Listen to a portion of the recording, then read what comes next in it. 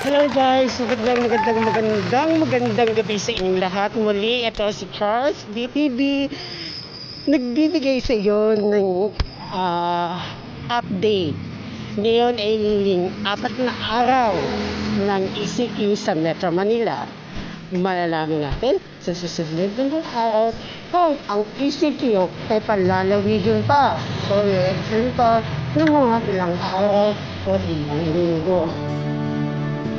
Samantala, ito ang sitwasyon ng kabataan na aming lalakad.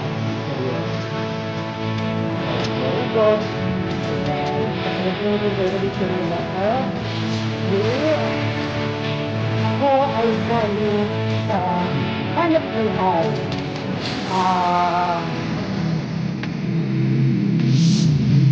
Ang Diyos nakaraasig sa araw at kumita naman kahit na paano pambili ng bigas, pambili ng ilaw at kung ano pa.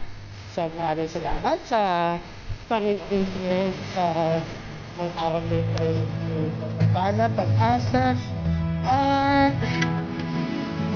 biyaya sa itang sitwasyon at kalagayan ng kabataan sabi ng aking lalakad ang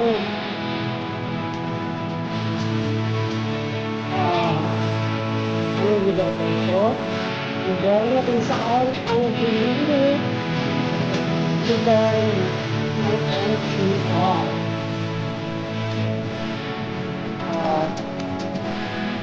sa kanyang pinili alam mo mamaliit dahil yung naman na talaga naman tipis na tutupad sa lugar nito bawa na ay lumagas ay kapal para sila sakit ay kawalo ng gabi. Paano ka ito?